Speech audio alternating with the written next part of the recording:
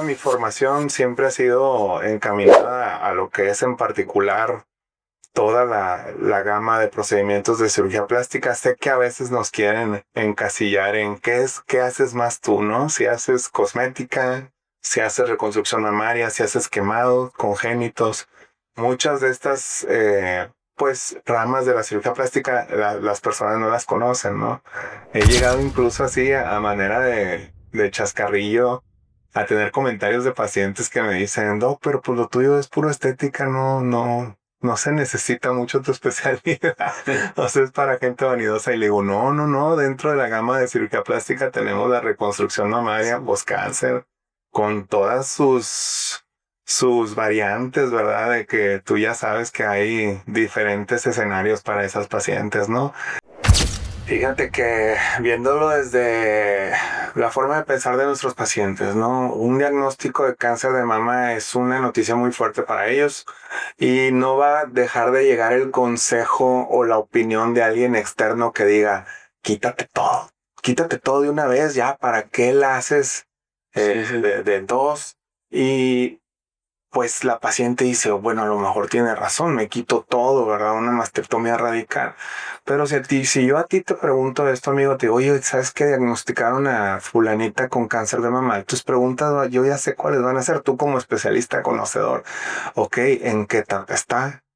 Ya hay una biopsia, tenemos un diagnóstico histopatológico, dónde se encuentra ubicado y el tamaño del tumor, ¿verdad? Así es. Hola, ¿qué tal, amigos de Diálogos Vitales? Me da muchísimo gusto estar de nuevo con ustedes. El día de hoy tenemos un invitado especial, como siempre en Diálogos Vitales, y se trata del doctor Arnoldo Topete González. El doctor Arnoldo es un cirujano plástico y un amigo muy querido, muy conocido aquí en la ciudad de Mazatlán. Él ha venido trabajando desde hace un tiempo con el equipo de médicos que se dedican a tratar el cáncer de mama en una labor pues muy interesante, una labor muy humana también, que es en el aspecto reconstructivo de estas pacientes de cáncer mamario. Dentro de este tema, pues tenemos que saber que el cáncer mamario es una de las enfermedades más prevalentes, más importantes a nivel nacional y a nivel mundial. Es un problema de salud pública, es muy frecuente esta enfermedad.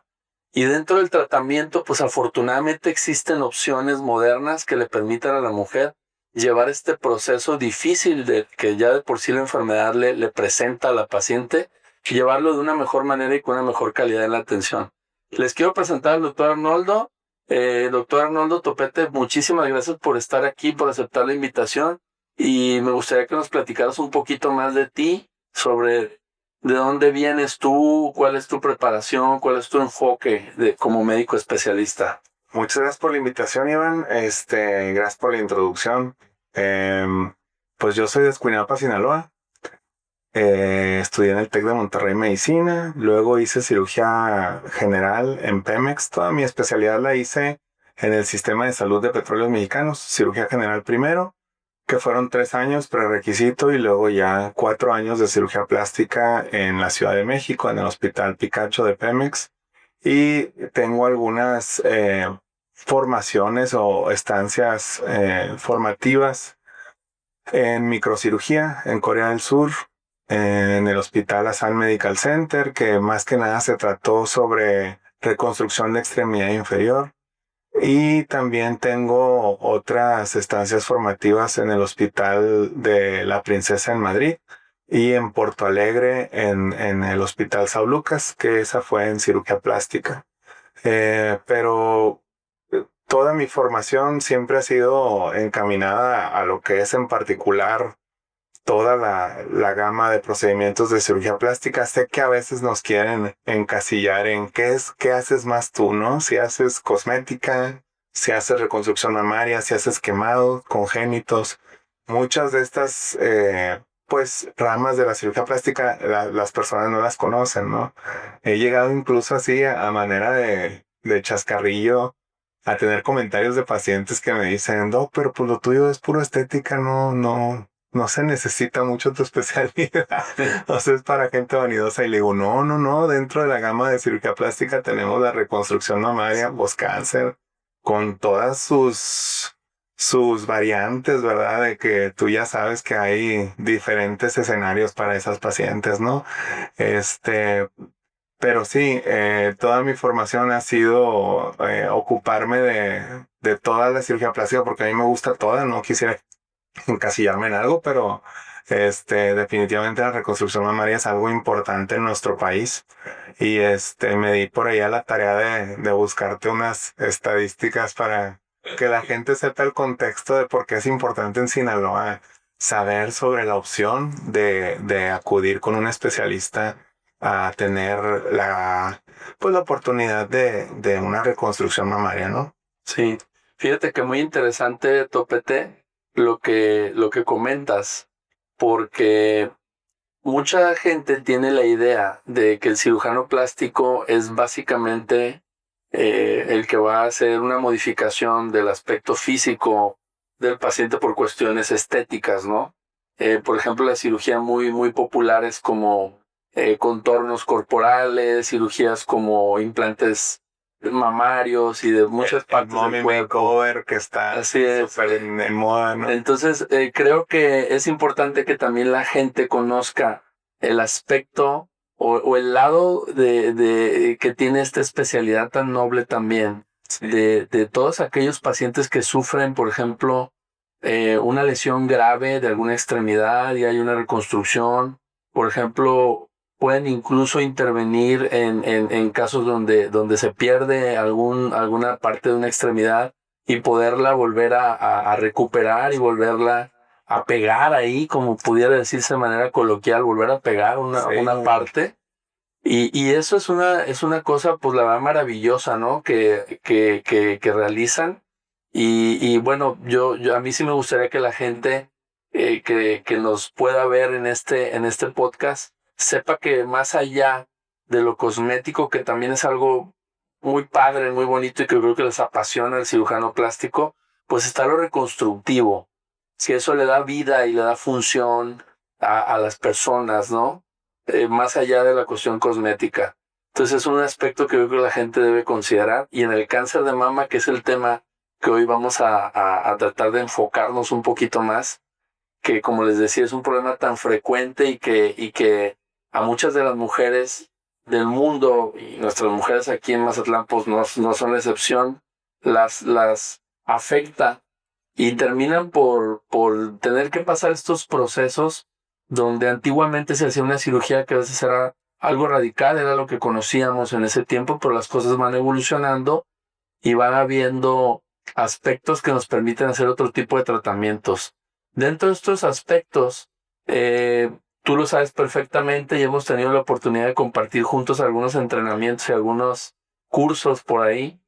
Existe un tema que es el tema de la fusión de las técnicas de cirugía plástica y de la cirugía oncológica con el fin de poder quitar tumores y de que se pueda preservar glándulas mamarias, ¿no? Sí. ¿Qué experiencia tienes tú de haber incursionado en esto? Porque tú fuiste uno de los cirujanos plásticos que se han acercado a incursionar en ese nuevo tema también. Mira, te voy a decir que, bueno, el Colegio de Ginecólogos de Mazatlán a mí me invitó hace un par de años a dar una plática cuando yo todavía vivía en la Ciudad de México.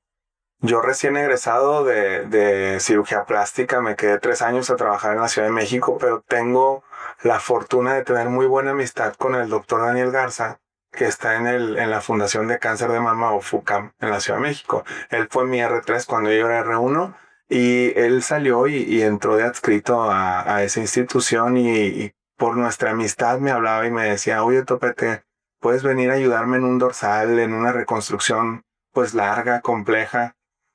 Y más que nada por el aspecto técnico de que es una cirugía de 3, 4 horas y si somos dos cirujanos plásticos, pues nos la aventamos más rápido y más segura. Dos cabezas siempre piensan mejor que una y sobre todo por el hecho de acortar los tiempos para la paciente, ¿no? Y yo agradezco mucho a Daniel que me llamara porque, pues para mí él siempre va a ser mi R3, el que siempre me ha enseñado y todos mis R mayores también, pero tenía la oportunidad de seguir en contacto con eso, la reconstrucción mamaria, ¿verdad? Porque una vez que uno sale al medio privado, pues no es como que te ayuden en las reconstrucciones mamarias. Tú tienes que tener a alguien, una referencia, una red de médicos que confíen en tu trabajo para tener la confianza de llamar y decirte, oye, Topete, ¿cómo ves si empezamos a trabajar juntos, verdad? Y a veces tú me vas a dar la razón, es difícil acercarse hacia otros especialistas porque no sabes si se va a dar esa sinergia, ¿verdad? Esa confianza de decir, oye, pues platico muy bien con Iván, contigo y con Josué, hicimos muy buena sinergia en el sentido de que abiertamente dijimos, oye, mira, yo lo que sé hacer es esto. Y yo lo que voy a planear en la cirugía es esto. ¿Cómo ves? ¿Qué opinas? ¿Alguna otra opción que hayas visto en algún otro lugar? Y fue muy abierta la forma en la que tú y yo platicamos y José también. Y gracias a Dios encontramos esa forma pues muy genuina. Se fue como con la viada ya la forma en la que entramos al quirófano y pues uno cuando al principio va, la primera vez que operamos juntos, pues yo iba así a la expectativa de ver qué me iba a encontrar, ¿no? Sí. A veces algunos cirujanos plásticos dicen, híjole, no, es que a lo mejor es bien radical y me va a dejar un colgajo bien delgadito y se me va a exponer la prótesis y te piensa uno en todos los riesgos posibles, ¿no? Y a lo mejor tú como ginecólogo, oncólogo dices, híjole, pero es que a lo mejor no va a respetar la pauta oncológica, va a querer aventarse quizá una reducción mamaria para que quede bonita la boobie y no es el objetivo en este momento, ¿no? Sí. Entonces, como te digo, yo tengo ese background, ese antecedente de ir mucho a la Fundación de Cáncer de Mama, tanto cuando era residente y tuve una rotación ahí, como cuando salí durante esos 3 años que viví en Ciudad de México, a mí me hablaba Daniel en las tardes, oye, ¿te puedes venir? Claro que sí, yo me iba ya, operaba con él y yo sentía que era una forma de mantenerme vigente en la reconstrucción mamaria que tiene muchos procedimientos diferentes para diferentes tipos de escenarios en pacientes.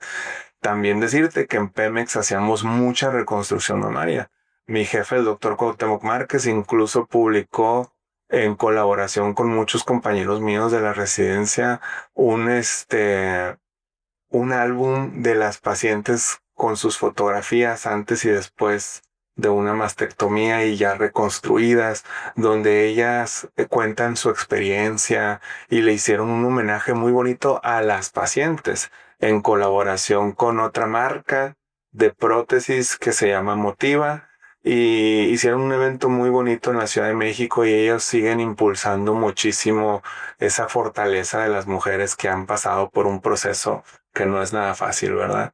Entonces, todo eso ha apoyado a que yo tenga una formación que me ha ayudado a mí a poder dar una opinión o quizá una alternativa cuando tú me interconsultas por una paciente. Sí, caso. Claro. Sí, sí, no, y tiene que existir lo que mencionabas, esa simbiosis, esa comunicación abierta y bueno, eso es algo que parecería que no, pero al final de cuentas puede ser una barrera para que las cosas puedan salir adelante y funcionar. El poder lograr conjuntar dos especialidades que son distintas, pero que pueden llegar en un punto a unirse y a generar una sinergia, lo mencionabas tú. Y que pues yo diría, amigo, salvo tu mejor opinión, que pues el que lidera la orquesta eres tú, ¿verdad? Y hay el cirujano plástico que llega a apoyar con la reconstrucción, pero también tienes a tu oncomédico que te está apoyando con la ayudancia y con todo el tratamiento, tu radiólogo que te ayuda con eso también. Entonces, la paciente se dirige contigo y tú le vas dirigiendo con todos los especialistas que vamos a ir a apoyar en todo ese proceso. Sí, es un equipo multidisciplinario, sí. Al final de cuentas, donde todos los que intervienen son parte fundamental siempre de la atención y del resultado final de cada paciente, ¿no? Así es, amigo. Arnoldo, algunos detalles que yo quisiera que la gente pudiera conocer con esta charla que estamos teniendo ahorita. Por ejemplo, tú y yo sabemos que a veces la gente tiene muchos temores o mitos de en cuanto a poder conservar su glándula mamaria cuando le dicen, oye, tengo esta enfermedad, tengo un cáncer. Y dice, oye, pero no, yo lo que sé o lo que se hacía antes y lo que se ha difundido por muchos años, pues ha sido que es una cirugía radical y que se quita la glándula completa y todo. Sabemos tú y yo perfecto que la evolución de esos tratamientos nos ha permitido conservar glándulas mamarias quitando solamente zonas de tumor en algunos casos, ¿no? Sí. Pero luego también vino la cuestión de la reconstrucción y empezó, oye, ¿cuándo te reconstruyes? ¿De inmediato en la cirugía? ¿Cuándo te reconstruyes? ¿Al tiempo de la cirugía? Quisiera que le explicas desde tu enfoque de cirugía plástica ese detalle a la gente para que la gente no tenga esa duda de si pueden acceder a una reconstrucción y en qué momentos pudiera hacerse, ¿no? Fíjate que viéndolo desde la forma de pensar de nuestros pacientes, ¿no? Un diagnóstico de cáncer de mama es una noticia muy fuerte para ellos y no va a dejar de llegar el consejo o la opinión de alguien externo que diga, quítate todo de una vez ya, ¿para qué la haces de dos? Y pues la paciente dice, bueno, a lo mejor tiene razón, me quito todo, ¿verdad? Una mastectomía radical. Pero si yo a ti te pregunto esto, amigo, te digo, oye, ¿sabes qué? Diagnosticaron a fulanita con cáncer de mama. Tus preguntas, yo ya sé cuáles van a ser. Tú como especialista conocedor, ok, ¿en qué etapa está? Ya hay una biopsia, tenemos un diagnóstico histopatológico, dónde se encuentra ubicado y el tamaño del tumor, ¿verdad? Así es. Y toda esa información, pues yo también como cirujano plástico quiero saberla. Claro. El tamaño del tumor, en dónde se localiza, si se ubica muy cerca del complejo areola-pezón y no hay forma de salvar esa estructura tan importante que es el centro del busto, de la mama. Si me va a afectar el surco inframamario, si me va a afectar el área axilar o el área del escote, ¿verdad? O sea, la reconstrucción sí tiene una importancia cosmética para la paciente, ¿verdad? Y sé que vamos a desarrollar un poquito más esto, pero el impacto psicológico de una paciente de salir de la cirugía y verse mutilada por un procedimiento quirúrgico que necesita, ¿verdad? Pero a final de cuentas ella lo ve como una mutilación. No salen pensando, ya me quitaron el cáncer, por fin, sale pensando, me quitaron una parte de mí, ¿verdad? Y eso tiene un impacto psicológico muy fuerte. Entonces, como en toda la cirugía plástica, que la cirugía plástica nació a partir de poder ofrecer procedimientos que puedan reinstalar a los pacientes a su modo de vida y a la sociedad sin complejos, sin salir con una afectación psicológica en donde no pueden desarrollar su trabajo, no pueden desenvolverse familiarmente o en la sociedad como lo hacían antes de un procedimiento quirúrgico que les mutila. Entonces, para mí, yo siempre que llega una paciente, la pauta oncológica es la primera, ¿verdad? Localización, tamaño, pronóstico del tumor. Si la paciente se reconstruye de una manera inmediata y hay esa oportunidad, pues generalmente estamos hablando de etapas tempranas de la enfermedad, ¿verdad? Cuando llega con un tumor muy grande, pues hay que reducirlo primero, ¿verdad? Y luego ya actuar. Y si se puede actuar mediante una resección y reconstrucción en un mismo tiempo, pues la paciente se ve beneficiada, ¿verdad? Porque no sale con ese estigma. Pero hay que respetar la pauta del oncólogo. Por eso cuando yo me acerqué contigo, lo primero que te dije es, yo siempre voy a respetar la pauta oncológica por encima de cualquier procedimiento mío o por encima de querer salvar una prótesis o si se necesita, se quita y que la paciente se vaya a radioterapia, ¿verdad? Sí, claro, la gente que escucha esto tiene que quedar bastante claro que el objetivo primordial en la atención del cáncer de mama es que la paciente esté bien y que logre superar la enfermedad ante todo. Ante todo. Como un objetivo básico, primario, ¿no? Sí. Pero como un objetivo muy relevante también y que puede ir acompañando este proceso, pues es también la cuestión de que la paciente tenga una buena recuperación y un efecto cosmético muy favorable, en un efecto estético muy favorable, ¿no? Sí. Y esas dos partes son, creo que las que se pueden identificar como relevantes. Uno, que tratemos la enfermedad, tratemos el cáncer, lo eliminemos. Y dos, que la paciente quede lo mejor posible. Se puede eso, y yo creo que es muy importante que la gente conozca que se puede eso, ¿no? Que puede ser reconstruida, por ejemplo, en la misma cirugía, dependiendo del caso, como decías tú, son muchos factores que hay que evaluar. Sí. Y tomar decisiones junto con los pacientes también, Sí. que eso es algo importante, que el paciente siempre está en el poder y en el derecho, primero que nada, de conocer una información clara y de poder tomar parte de las decisiones de su tratamiento, ¿no?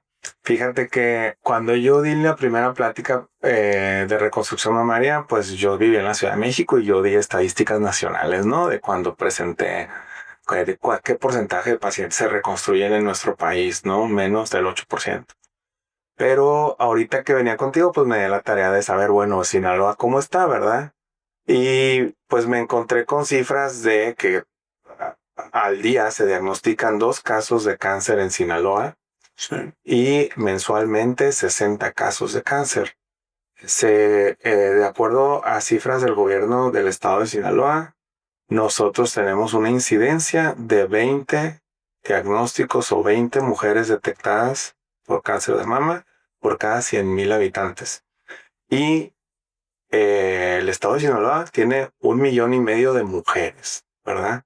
Entonces, si son 20 por cada 100,000 habitantes, estás hablando de 300 mujeres al año detectadas por cáncer. Y a nivel nacional, Sinaloa es el número 11, el lugar 11 en mortalidad por cáncer de mama. Entonces, cuando hablamos también sobre detección temprana, porque la mejor medicina es la preventiva, no hay mejor cáncer que el que no aparece, ¿verdad? Y entonces, sabemos que en México, aquí en nuestro estado, de todas las pacientes que se diagnostican con cáncer de mama, que alrededor de 540 en el 2024, discúlpame, 547 mujeres diagnosticadas con cáncer de mama, el 60% ya estaba en etapa avanzada y solo el 15% estaba en etapas tempranas. Entonces, dices tú, no, pues está fallando la detección temprana y quizá alguien se pueda ir contra las instituciones públicas o los mismos doctores que no estamos transmitiendo esa información adecuadamente, pero aquí en este podcast contigo se lo vamos a decir. Si tienes 20 años, la autoexploración es lo más importante. Si tienes 40, una mastografía anual es importante para detectar en etapas tempranas el cáncer de mama y que no lleguemos a esas etapas de reconstrucciones complejas en donde hay que llevar colgajo y piel a otro lado, mastectomías agresivas, etcétera, ¿verdad? Sí, claro, esto que comentas, Arnoldo, es algo, yo creo que algo de lo más importante que vamos a poder hablar en la charla de hoy, porque de la detección temprana, eh, quizá no podamos evitar a quién le va a dar o a quién no le va a dar cáncer, pero sí podemos detectarlo muy temprano y entonces poder planificar de una manera pues muy diferente ese tratamiento, ¿no?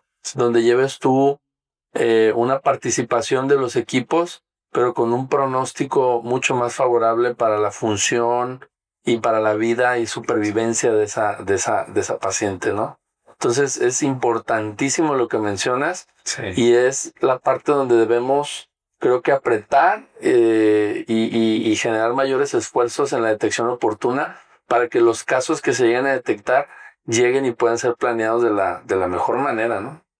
Fíjate que otro dato también muy, muy importante es que tantas pacientes se reconstruyen. Y de acuerdo también a información del INEGI, 8% de las pacientes en el sector público, en nuestras instituciones públicas, se reconstruyen. Solo el 8% de todas las que tuvieron cáncer de mama y un procedimiento de mastectomía. Y en el sector privado, que son las que tienen seguros de gastos médicos mayores o que acuden por sus propios recursos a reconstruirse, el 60% de las mujeres diagnosticadas y tratadas por cáncer de mama mediante una mastectomía se reconstruyen. Es decir, que todavía un 40% de esas mujeres en el medio privado deciden no reconstruirse, o a lo mejor no estamos reportando los privados el porcentaje de pacientes que operamos y las que no operamos, ¿verdad? Las que deciden detener o finalizar su proceso con la curación del cáncer, que es muy respetable, ¿eh? Si una paciente pasa por un proceso así, muchas no se quieren ya acordar de ese proceso y quieren finalizarlo en la mastectomía y en la radio y en la quimio y se acabó, ya hice lo que tenía que hacer. Más cirugías, más cicatrices, más incisiones, ya no quiero, y eso también es muy respetable. Pero que si la paciente tiene la oportunidad y lo quiere, el 100% tiene el derecho de acceder a esta opción de reconstrucción, ¿no? Sí, claro, es algo interesante lo que mencionas, todos los factores económicos, sociales, ideológicos que pueden intervenir en la toma de decisiones de una paciente o en la oportunidad de una paciente de poder acceder a un tratamiento de ese nivel, con una reconstrucción y con una evolución distinta, ¿no? Arnoldo, preguntarte de ya cuestiones técnicas, por ejemplo, en cuanto a las prótesis, hay muchísimos mitos, ¿no? Porque mucha gente lo hace por cuestión estética, por aumento mamario y todo eso, pero aquí pues es una cuestión un poquito distinta porque hay una enfermedad de por medio. ¿Qué tan compatible es que estos materiales que se usan, qué tipos de materiales son? Preguntarte también puedan ser compatibles con los tratamientos oncológicos y con la adecuada evolución de las pacientes. Fíjate que los dispositivos de prótesis mamarias en sus diferentes formas, ya sea redondo, anatómico, ya sea en sus diferentes tipos de superficies que pueden ser texturizadas, lisas, nanotexturizadas. En Estados Unidos tenemos también implantes que son de solución fisiológica. Aquí en México utilizamos mucho más los que son de silicón grado médico. Y ese tipo de silicón puede ser un gel de silicón suave, un poco más duro, y eso da una forma un poco más natural o un poco más rígida y más artificial si se escoge de un material o de un silicón que sea de densidad dura o suave, ¿no? Pero en general las pacientes a mí me preguntan mucho que si el ponerse una prótesis no va a interferir con que en un futuro si se dé la situación en que tengan un diagnóstico de cáncer, porque las mastectomías preservadoras son reductoras de riesgo, no las excluyen de tenerlo otra vez, pues dicen que si la prótesis no interfiere con ese diagnóstico, y la verdad es que no interfiere con ese diagnóstico. En algún momento nosotros también empezamos a hacer estudios para ver si el uso de grasa para poder mejorar algunas zonas que con la prótesis vemos depresiones en la piel, porque quizá el tumor estaba muy cerca de la piel y entonces quedó por ahí. Sí, que la prótesis no alcanzó como a dar todo el contorno, ¿no? Sí, que en esa parte donde el tumor estaba más cerca de la piel, quizá fuimos un poquito más radicales en quitar la lesión y nos pegamos un poquito más a la piel, y ya cuando pasamos el tumor, el grosor del panículo es un poquito más, cicatriza sobre la prótesis, hay una depresión evidente en la piel y nosotros decimos no pasa nada, la rellenamos con grasa.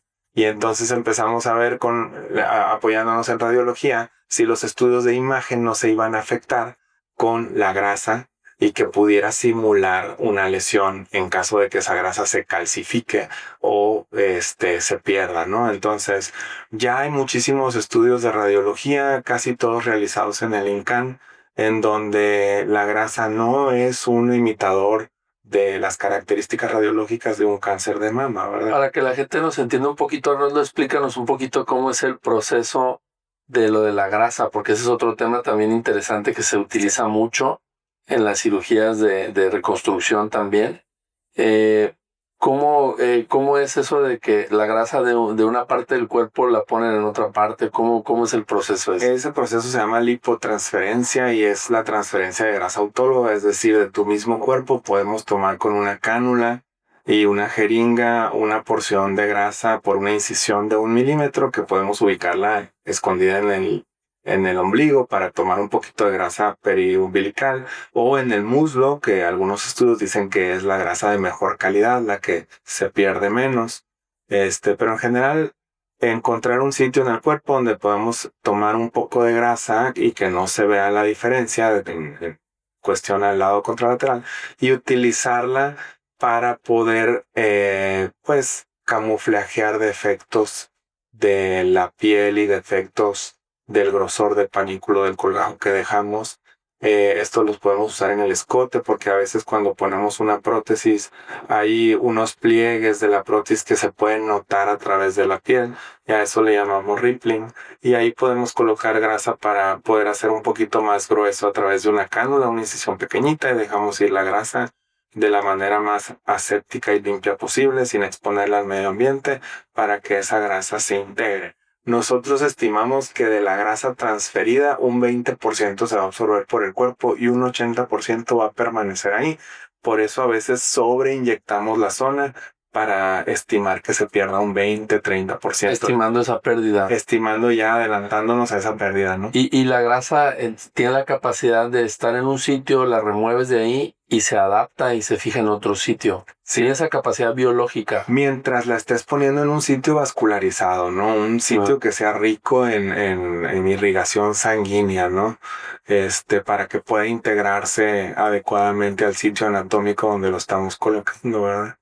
Las prótesis pues también nos ayudan muchísimo a dar el volumen porque en ocasiones tenemos pacientes muy delgadas que no te va a alcanzar la grasa para llenar el espacio o el objetivo que se tiene.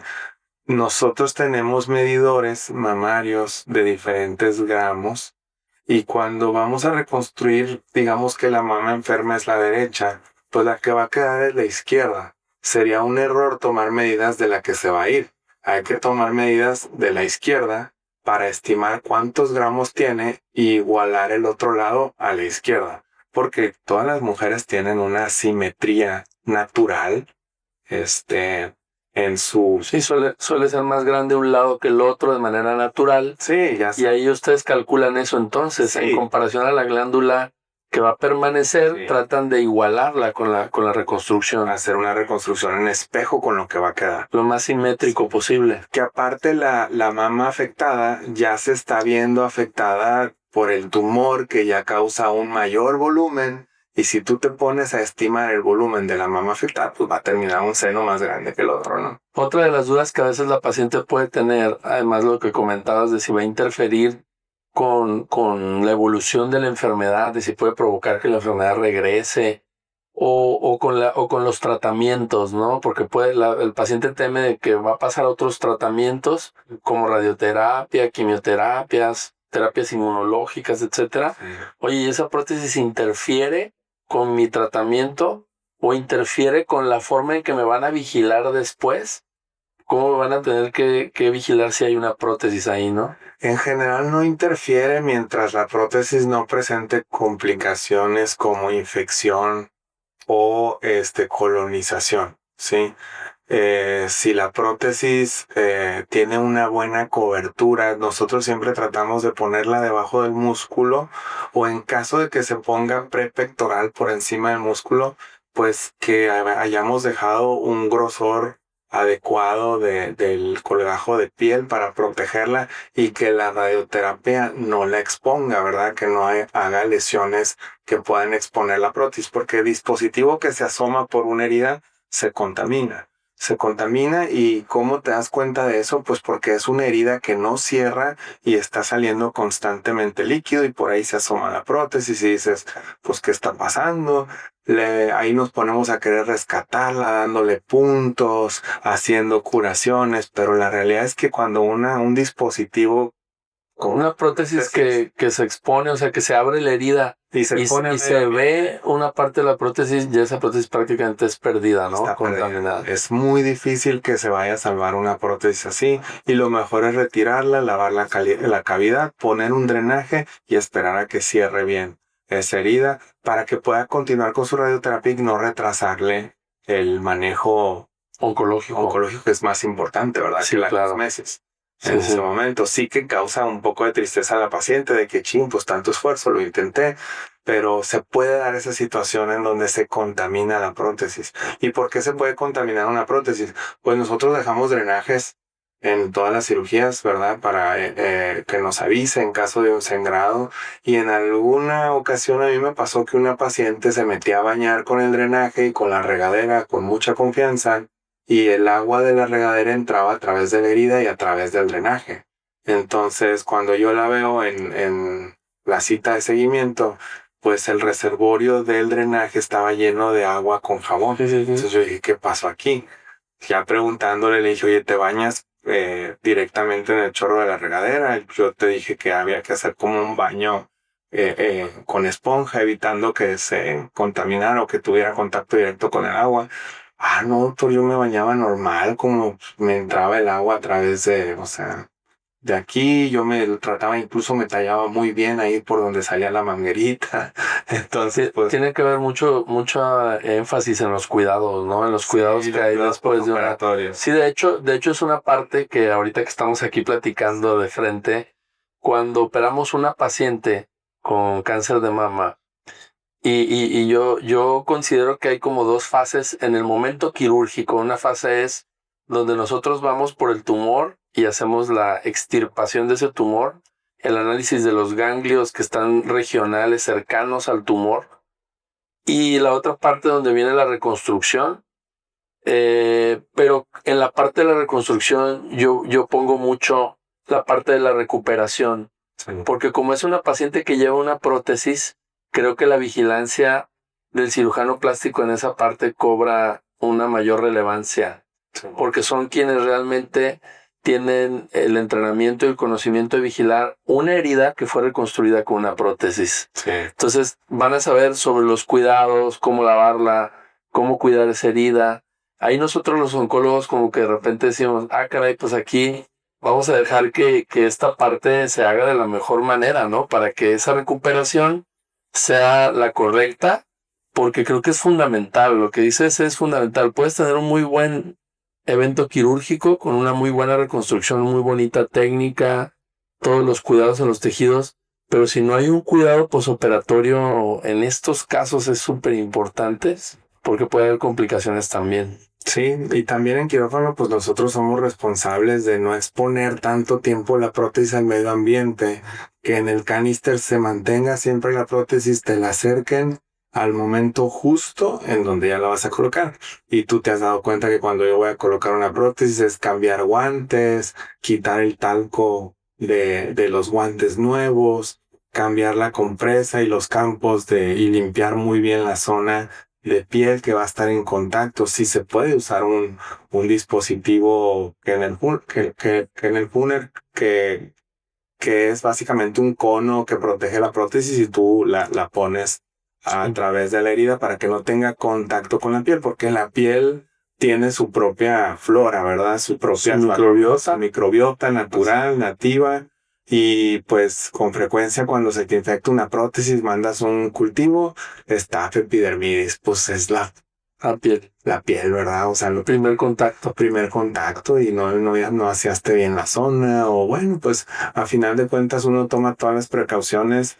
Gracias a Dios no hemos tenido un escenario de ese tipo, pero no nos exime de tenerlo, ¿verdad? Estadísticamente, si operamos estos procedimientos, vamos a tener un porcentaje de dehiscencias, necrosis de los colgajos, infecciones de la herida o de los dispositivos, o sea, por estadística, si llegamos a hacer 100 procedimientos y tenemos reportado que de estos procedimientos el 2% se infectan, se nos van a infectar sí o sí con todos los cuidados, ¿verdad? Entonces, prevenir y hacer todo lo posible para que no nos pase y si nos llega a pasar, atenderlo como debe ser. Sí, también es muy importante hablar de que nada en la medicina desafortunadamente es 100%. No puede ser 100% perfecto, tampoco puede ser 100% seguro, pero sí tratamos siempre de buscar lo mejor para cada paciente con el menor riesgo posible. Sin embargo, están ahí las complicaciones de que también es algo de lo que ahorita estamos tocando. Y esas complicaciones pueden ocurrir en cualquier tipo de procedimiento. No estamos exentos de eso, ni nosotros ni los pacientes, ningún médico. Y la realidad es que cuando ocurren es duro, es difícil para el paciente, es tremendo. Para nosotros como médicos también, porque pues, estamos comprometidos con la evolución y el resultado de los pacientes. Y creo que una de las maneras mejores es poder estar al pendiente de que las cosas salgan, ¿no? Y salgan lo mejor posible. Sí, Dentro de las complicaciones que mencionabas ahorita, pues tocamos un poquito lo de la infección. Existen otras, ¿no? Que pueden ocurrir también, que yo he visto que frecuentemente puede haber alguna distorsión del saco donde se pone la prótesis que puede ocurrir y que bueno, no es frecuente, pero en algunas pacientes sucede. y que le llamamos contractura capsular, ¿no? Sí. Y eso también hemos visto que hay casos de eso. Sin embargo, no es algo como para no reconstruir un paciente, ¿no? Sino son situaciones que pueden ocurrir. ¿Qué nos puedes decir de esto, Arnoldo? Mira, la contractura capsular básicamente es una situación en donde la cápsula que recubre al dispositivo de la prótesis mamaria y muchos dispositivos médicos generan una cápsula, casi todos. Si hablamos de un marcapasos, de un dispositivo Mirena anticonceptivo, cuando tú lo retires vas a ver que tiene una cápsula o una telita alrededor. Y eso es porque nuestro cuerpo lo reconoce como un cuerpo extraño y trata de envolverlo o aislarlo de nuestro cuerpo. En general, esa cápsula debe de ser blandita. No debe de tener mayor problema más que el aislamiento de la prótesis, ¿no? Y nosotros ya sabemos que la cápsula en una prótesis mamaria se forma alrededor del día 40 de haberse puesto la prótesis. Algunas pacientes suelen tener una reacción de su cuerpo hacia el dispositivo y el cuerpo sigue mandando células inmunológicas para aislarlo lo más que pueda, como decirlo de una forma muy coloquial, atacarlo, y entonces lo aísla de una manera exagerada. Como si lo quisiera rechazar. Correcto, una cápsula gruesa, calcificada, y esto causa clínicamente una prótesis dolorosa al tacto, una asimetría importante en relación a la otra, si es que tiene otra prótesis del otro lado. Si solo tiene una, tú vas a ver cómo la prótesis de repente se vuelve dura y se levanta. Entonces, es una contractura de la cápsula. ¿Por qué se le llama así? Porque se contrae y ya no deja que la prótesis se expanda, se la limita en su capacidad de expandir y no se ve natural. Parece que la paciente trae una piedra metida dentro del seno. La mayor incidencia de contractura capsular ocurre en el primer año de instalar una prótesis, cuando sucede. Entonces, la mayoría de las empresas que manejan los dispositivos de prótesis mamarias en México tienen una garantía de 10 años contra contractura capsular. Difícilmente después de los 10 años se da una contractura. Y si se da, la gran mayoría de las empresas responden ante esta contractura capsular. La recomendación de muchos cirujanos plásticos es que las prótesis se cambien cada 10 años para evitar rupturas del dispositivo, porque a final de cuentas es un dispositivo, ¿no?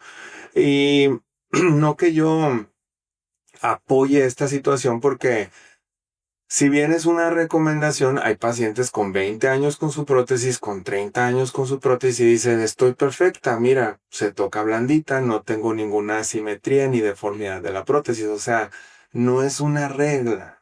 Si a mí me llega una paciente con 15 años de haberse colocado una prótesis y me dice, vengo a que me las cambies, yo le digo, primero vamos a revisarlas. ¿Sientes algún cambio? ¿Te duelen? ¿Has notado que es diferente en su forma respecto a la otra? Y me dice, no, pero yo me siento bien, están blanditas, me gusta la forma, etcétera. Ok, entonces vamos a hacer la revisión anual correspondiente, y si el ultrasonido, la mastografía, el examen clínico del cirujano plástico está bien, nos vemos en el próximo año para ver cómo sigue esa prótesis, es decir, vigilarla anualmente. Pero si recientemente tuve una paciente que acudió a revisión, yo no la había operado, ella viene de otro cirujano, pero sí que, pues, hasta las mías van con otro cirujano, y yo le agradezco a cualquier colega que me apoye con esa parte, porque cambian de domicilio, cambian de estado, etcétera. Y las que vienen conmigo, bienvenidas, yo las recibo con mucho gusto y le digo la información que tienen que saber acerca del cuidado y el seguimiento de haberse colocado una prótesis con fines cosméticos o con fines reconstructivos, revisar el dispositivo de manera anual, y si yo noto en el examen físico o sospecho de una ruptura, lo que yo voy a hacer es pedir el estudio Gold Standard para detectar una ruptura, que es una resonancia magnética. Y la resonancia magnética me va a decir, efectivamente, hay una ruptura de la prótesis, porque va a detectar la pérdida de la continuidad del recubrimiento o la superficie de la prótesis, ¿verdad? Entonces, en ese momento ya le digo, oye, efectivamente, por resonancia magnética, tu prótesis está rota. Y cuando uno llena el informe para notificar a la empresa que su dispositivo se rompió, pues ahí ellos te piden, ok, mándame la historia clínica donde tú, cirujano plástico certificado, clínicamente estás dando los signos que te hacen sospechar de una ruptura de la prótesis. Mándame el estudio que respalda tu Resonancia. sospecha diagnóstica, ultrasonido o resonancia. Ellos aceptan cualquiera de los dos. Y una vez explantado el dispositivo, sí se puede entregarlo también a la empresa, ¿verdad? Ellos hacen su investigación y ven dónde estuvo la falla del dispositivo. Puede ser en el sello que trae en la parte posterior el dispositivo, o puede ser quizá una ruptura de toda la cápsula de la prótesis, de manera pues muy difusa. Y ellos hacen sus investigaciones e incluso notifican el lote al que pertenecía esa prótesis para su correcta vigilancia, ¿no? Hay intentos también y iniciativas de muchas marcas y también de doctores, sobre todo cirujanos plásticos, de tener un consenso a nivel nacional en donde se pueda tener una base de datos y registrar todos los dispositivos que se implantan en todas nuestras pacientes en el país, y que se puedan poner mediante una plataforma, los cirujanos plásticos, reportar las fallas de los dispositivos y se sepa qué tanto falla tal dispositivo, o, o qué lote falló, para poder dar un aviso, una notificación oportuna a los pacientes que tienen esos dispositivos. Si bien las garantías son una forma de que la empresa sea responsable con sus clientes, ¿verdad? Yo siempre recomiendo marcas que son, pues, responsables en decir, mira, tengo una garantía de por vida contra ruptura, y contra contractura la tengo por 10 años, y si quieres puedes extender esos 10 años a 20 pagando $50 extra, ¿verdad? O sea, todo eso es importante para mí, porque a final de cuentas yo soy el que recomendé, y yo soy el que da la cara por ese dispositivo, ¿no? Hablar también, Arnoldo, de esto que comentas de las prótesis, pues es todo un sistema donde la industria pues médica tiene controles muy importantes, tiene seguimiento a los productos para pues ir dándoles una mejor calidad y una mejor tecnología, ¿no? Y un contacto, por lo que yo he podido ver en el trabajo que hemos realizado, muy directo con ustedes, con los médicos cirujanos plásticos, que son quienes realmente tienen todo el entrenamiento y tienen toda la autoridad para poder decidir sobre estos usos de esos dispositivos. Y he visto yo que tienen una muy buena comunicación, porque ustedes a veces están con ellos, oye, la prótesis pasó esto, oye, fíjate que tuvimos esta contractura capsular, y entonces ustedes apoyan al paciente también en ese tipo de seguimiento y de gestión del proceso a veces de reclamar una nueva prótesis, por ejemplo, ¿no? Todo eso existe, ¿no? El paciente debe estar acompañado con su médico también en esos procesos, me imagino, ¿no? Sí, cualquier paciente puede acudir con cualquiera de los cirujanos plásticos certificados, y cualquiera de nosotros le vamos a dar la información y a quién dirigirse, ¿verdad? En cuanto a casi toda la gestión la hacemos nosotros. Y a mí, si me llega alguien con un problema de prótesis, yo le digo, oye, ¿tienes la garantía, la tarjetita que te entregó tu cirujano, para yo poder llamar a la empresa y decirle, oye, tengo una sospecha de ruptura? Y ya ellos te mandan una documentación a llenar para poder hacer efectiva esa garantía, ¿no? Sí. Obviamente, pues tiene que estar bien respaldada por un examen clínico, un estudio diagnóstico, y si se puede también el dispositivo una vez que se ha explantado. Pero de antemano, déjame decirte que las empresas con las que yo he tenido la fortuna de trabajar son muy responsables, y siempre me dicen, ¿cómo no, doctor? Ahí le va un par de prótesis. Si la paciente quiere cambiar el tamaño, doctor, con todo gusto, puede ser un tamaño diferente sin causar ningún costo extra, ¿verdad?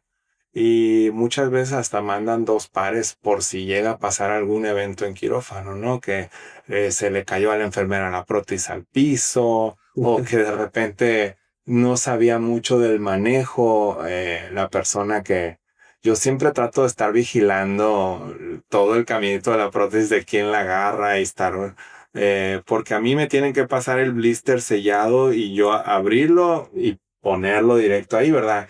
Pero en alguna ocasión me ha tocado que alguien más dice, ay, mira, a ver la prótesis, por curiosidad la quieren agarrar y sacarla del blister y pues ya se contaminó, ya no puedes poner ese dispositivo. Ese es un aspecto muy importante, ¿no? Que los equipos que trabajan en conjunto se vayan cada vez profesionalizando y adecuando a las técnicas para ofrecer una seguridad al paciente también. Una seguridad del evento quirúrgico, ¿no? Yo, por ejemplo, veo que cuando se realiza un trabajo de este tipo, en el caso de ustedes siempre hay un personal que sabe cómo manejar todos estos materiales, que tiene ya el conocimiento técnico y que eso disminuye bastante cualquier eventualidad de esa naturaleza, ¿no? Y permite pues tener una cirugía más segura también, que los equipos tengan esos personajes. En el caso de nosotros, en la cirugía oncológica, el aspecto ya de la cirugía de cáncer de mama, pues también tenemos personal que conoce desde cómo debe de ir una pieza cuando la quitas, que debe de ir ciertas marcas de orientación de la pieza para qué patología la pueda estudiar, que no se pasen ningún tipo de detalles de ese tipo. Y pues nuestro personal está familiarizado y también pues empapado técnicamente todo el proceso de la cirugía oncológica, ¿no? Sí. Y cuando pues conjuntas esos dos equipos, la verdad, potencializas mucho la efectividad del tratamiento. Yo creo que platicando un poquito de la experiencia que hemos tenido trabajando juntos, ha sido la verdad algo muy gratificante ver los resultados en las pacientes y ver cómo desde el aspecto oncológico han tenido una evolución favorable la mayoría de las pacientes, porque hay enfermedades que también biológicamente no se prestan para que haya una buena evolución, pero hay enfermedades que sí y que nos permiten un buen resultado oncológico, pero agregando el resultado estético de parte de ustedes y la reconstrucción pues ha sido muy gratificante para las pacientes y para nosotros como médicos ver esos resultados. La verdad que muy interesante todo lo que nos has comentado, Arnoldo. Creo que pues una charla muy completa, muy amplia. Hay muchísimas cosas más que se podrían manejar y hablar. Siempre a todas las personas que hemos invitado aquí, les pedimos que nos den sus puntos vitales sobre esta charla. ¿Qué le comentarías tú a la gente como puntos vitales en el tema de cáncer mamario y reconstrucción en equipo con cirugía plástica? Pues miren, lo primero que yo daría como conclusión es que la prevención es lo más importante que hay. Siempre hacerse sus autoexploraciones y sus mastografías, ¿verdad? Siempre tener el apoyo de un especialista en el que se puedan dirigir para hacerse sus revisiones anuales, ¿no? En el caso de que se detectara alguna lesión, asesorarse con alguien como tú, que se especializa en la gineoncología, para saber en qué etapa está. Y sabiendo una vez en qué etapa está, saber a qué procedimientos puede acceder, ¿no? Y una vez que ya sepa en qué etapa está y qué procedimientos están a su alcance, pues tomar la decisión de si lo quiere hacer en ese momento o lo quiere hacer después, ¿verdad? Algunas pacientes dicen, yo no me quiero preocupar ahorita por el aspecto cosmético, no va a ser un factor psicológico para mí, yo me quiero enfocar en mi tratamiento oncológico y ya después quisiera ver si me puedo reconstruir. Obviamente, pues cambia mucho el panorama para el cirujano plástico, ¿no? ¿Por qué? Porque no es lo mismo una piel radiada que una piel recién operada, donde se retiró el tumor y pudimos poner una prótesis para conservar el espacio que dejó libre la remoción de ese tejido mamario. Y que no ha sufrido efectos de radiación. No ha sufrido efectos de radiación. Y si los va a sufrir después, porque también, créeme que hasta de oncólogos y de gineoncos me han preguntado, ¿pero qué pasa con la prótesis con la radioterapia? Sí puede causar contractura capsular la radioterapia. En un porcentaje de pacientes sí lo puede causar. Pero lo que sea que se vaya presentando, pues lo vamos a resolver, ¿verdad? lo importante es que la paciente no tenga ese estigma y esa afectación psicológica de salir mutilada, ¿verdad? Y si se puede hacer esa reconstrucción inmediata y colocar la prótesis, pues guardamos ese espacio, se va su quimio, se va su radio, y nosotros en cuanto termine la radio la citamos para ver los efectos que tuvo la radioterapia sobre la piel. Hoy en día hay dispositivos muy avanzados de radioterapia que son mínimamente invasivos, que pueden hacer menos afectación a la piel, menos ulceraciones, menos lesiones. Cada vez va avanzando más esa tecnología y va más dirigida hacia el sitio donde se encontraba el tumor. Entonces, cada vez tiene mejor pronóstico de reconstruirse una paciente, ¿verdad? Si a alguna paciente por ahí se le ocurre preguntar, ¿y cuál es la mejor reconstrucción? ¿El colgajo o el expansor y luego prótesis? Y van a decir, no, porque mira, existe la reconstrucción inmediata en un solo procedimiento, ya quedaste. Pues hay que ver si es candidata, ¿verdad? A la reconstrucción inmediata. Yo de entrada, cuando llega una paciente conmigo y me dice, pues me mandó el doctor Iván Gómez Pinto porque dice que soy candidata a reconstrucción inmediata. Pues si lo es de las pocas que sí lo es, ¿verdad? Porque no todas lo son, ¿verdad? Algunas van en etapas más avanzadas y pues que vas a hacer es reducir el tumor mediante quimios y luego extirpar el tumor, y si sigue siendo muy grande, pues, y muy cerca del complejo areola-pezón, pues se va a ir mucho tejido, ¿verdad? Y en ese caso, los colgajos se utilizan cuando hay que restituir la piel que falta, es decir, que no hay piel suficiente para colocar una prótesis de ahí debajo, ¿verdad? Entonces hay que traer piel de otro lado al sitio afectado, ¿verdad? Que tenemos colgajos que vienen de la espalda, colgajos que vienen del abdomen, pero cada paciente es un escenario diferente. Como un trasplante de piel de una parte del cuerpo a la otra, ¿no? Para que la gente así lo conceptualice. O Correcto. sea, puede llegar a ser tan grande el defecto al quitar un tumor cuando hay enfermedades avanzadas o que no respondieron bien a los tratamientos médicos. Sí. No reduce el tumor, se tienen que hacer resecciones muy grandes con extensiones de piel importantes,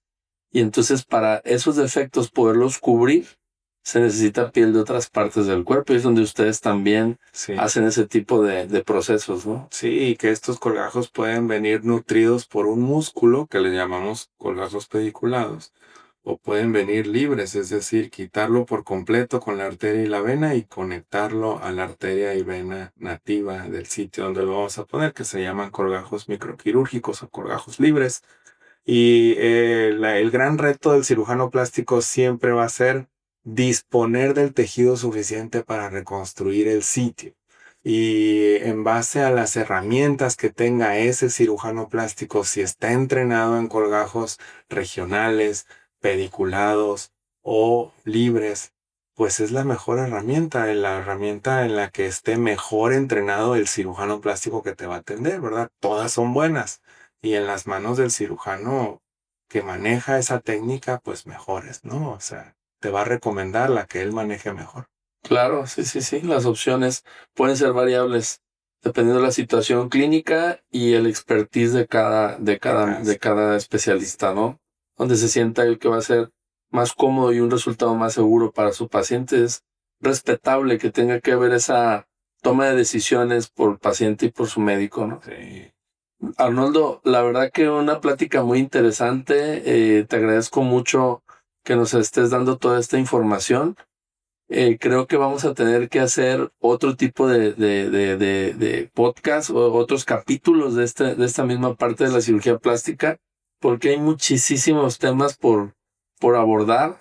Ahorita pues tocamos lo más que pudimos abordar en cuanto a cirugía oncológica de mama y la reconstrucción. Creo que bastante extenso muchos de los detalles, pero hay otros temas muy interesantes, ¿no? Porque está la cuestión reconstructiva, la microcirugía, lo que hablamos al principio de los contornos famosos corporales, estos como especie de combos, pudiéramos decir, el mommy makeover, que mucha gente, que tan populares se están convirtiendo, ¿no? Donde hacen varios procesos en un mismo evento. pero que bueno, pueden tener muy buenos resultados, pero implica también muchos aspectos técnicos y de evaluaciones prequirúrgicas y de cuestiones de seguridad del paciente y todo eso, ¿no? Entonces, yo creo que vamos a tener que volver a ver, vamos a pedirte que regreses y que platiquemos de esos temas más adelante. Con todo gusto, amigo. Yo lo único que se me pasó a decir fue que la sinergia y la comunicación entre los especialistas que te están atendiendo es una de las cuestiones más importantes. Que tengas un verdadero equipo, que se muevan como un verdadero equipo detrás de ti, ¿no? Todos estemos en la misma página, en el mismo canal, porque es desconcertante para una paciente ir con el plástico y que le diga una cosa diferente que dijo el radiólogo, que dijo el oncólogo, que dijo el ginecólogo oncólogo. Ahí ya la paciente entra en duda, no le das esa seguridad. Entonces, la comunicación es sumamente importante para darle el mejor tratamiento y la seguridad al paciente de que todos estamos de acuerdo en que es el mejor procedimiento para ella, ¿no? Sí, claro. Yo quiero, antes de que se me pase, pedirle y comprometerte aquí, le voy a pedir a la gente que nos escucha en el podcast de Diálogos Vitales que nos dejen en sus comentarios, para empezar, que le den ahí en la campanita, como dicen, y que nos den seguir. Y que nos dejen en sus comentarios si tienen interés en algún tema especial, porque vamos aquí a pedirle al doctor Arnoldo Topete que se comprometa a traernos algún otro tema relacionado a la cirugía plástica, claro. Y bueno, esperaremos a ver cuál es el termómetro que la gente maneja para ir guiando esto y ver qué otra charla podemos tener, Arnoldo. Con todo gusto y muchas gracias otra vez por la invitación, Iván. Yo encantado de abordar más temas y poder dar más información a todos tus seguidores sobre cualquier procedimiento o dudas que tengan, que son muy válidas. No hay mejor paciente que el paciente que está informado. Pues muchas gracias, Arnoldo, y gracias a todos. No se olviden de dar like, suscribirse, y los esperamos en el próximo podcast de Diálogos Vitales.